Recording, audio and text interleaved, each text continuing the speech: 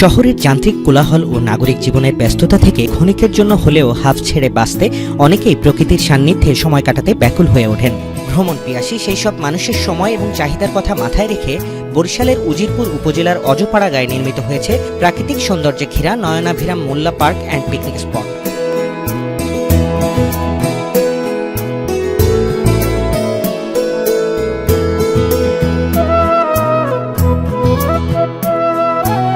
উজিরপুর পৌরসভার ৭ নং ওয়ার্ডস্থ উজিরপুর বাজারের টার্মিনাল রোডের পশ্চিম পাশে উপজেলার একমাত্র বিনোদন কেন্দ্রটির অবস্থান।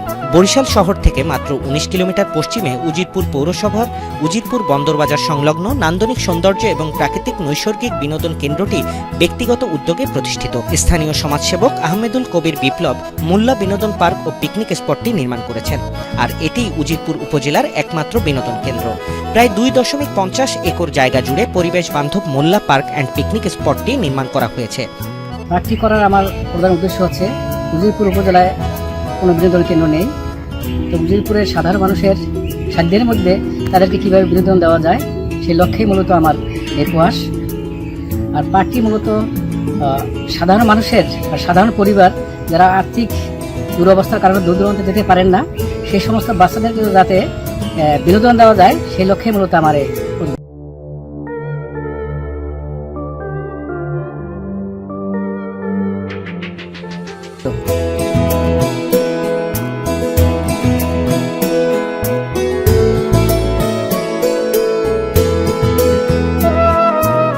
পার্কের মধ্যে রয়েছে ফুল ও ফলের গাছ। শিশুদের আনন্দের জন্য পার্কের মধ্যে বিভিন্ন রকম আয়োজন রাখা হয়েছে।